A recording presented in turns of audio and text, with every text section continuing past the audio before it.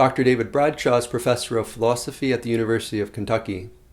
In addition to his many scholarly articles, he's probably best known for his book, Aristotle, East and West, Metaphysics and the Division of Christendom, published by Cambridge University Press. I was grateful for the opportunity to spend some time recently with Dr. Bradshaw and for his willingness to sit down for this interview. So without further ado, I hope you'll enjoy this episode from my interview with Dr. David Bradshaw.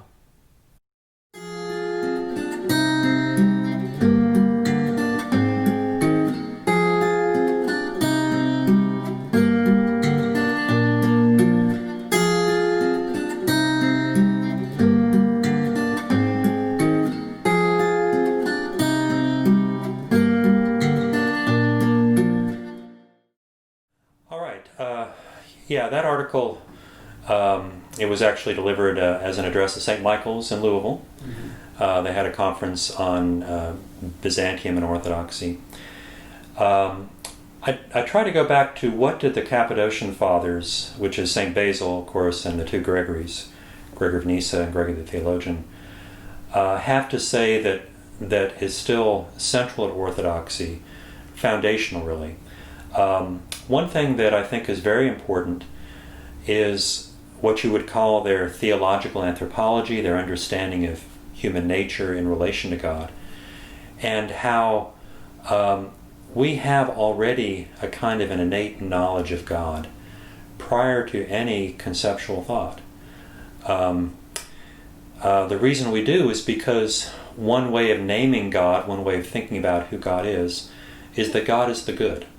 This is a concept that Plato had a lot to say about. Plato, Aristotle, even the Stoics, all talk about God as the good in the sense of that which is both the source of goodness for other things and the good that other things then naturally seek.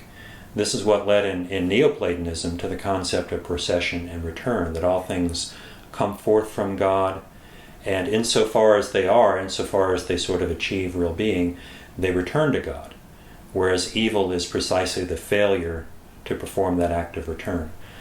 And this can take different forms in different schools of ancient thought. But what they all have in common is that God is not just good in the sense you and I are good by, having a good character and performing good acts. He's good in these other ways that are more metaphysically fundamental, that other things are good only in relation to him insofar as they participate in what he is and imitate and exemplify what he is already, and insofar as they return to him in some sort of a relationship of, for the pagans it would have been contemplation, but of course for Christians is something much richer, it's obedience and worship. You find this in St. Basil, in his book, The Long Rules, which he wrote for monks.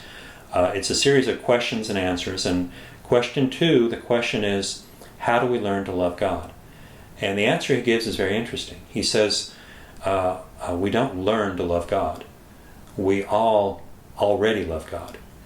Even if you think you don't believe in God, you already do love God, because God is the good.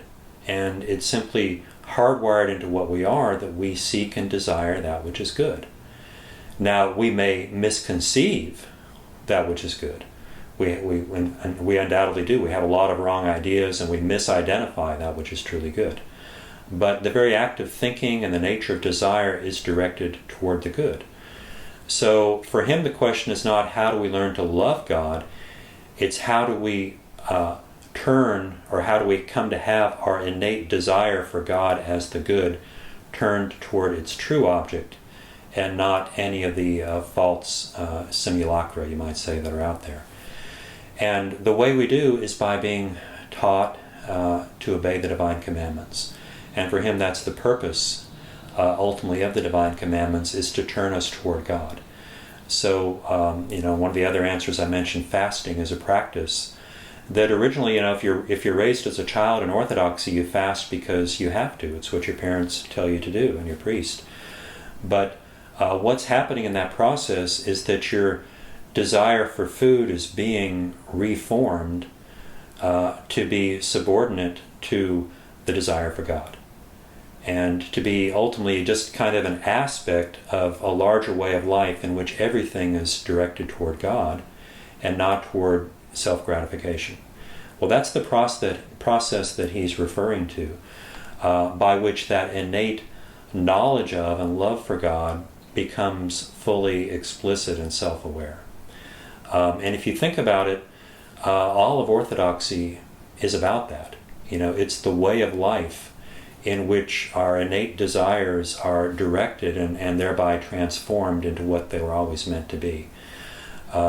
So that's just one example, but in the paper I give some other examples also of how the way that they thought, being shaped as it was in this ancient culture in which thought about God had always been so central, enabled them just to put things in simple ways that are very different from what a lot of people take for granted today. And once you learn that orthodoxy, it just makes perfect sense. So there you go. Hi again. Hope you enjoyed this episode from my interview with Dr. David Bradshaw. Please subscribe to get notified when new episodes become available. And if you do enjoy the content on this channel, please consider supporting the channel. There's a link to the support page on our website below this video. Thanks so much. Have a great weekend, and we'll see you soon.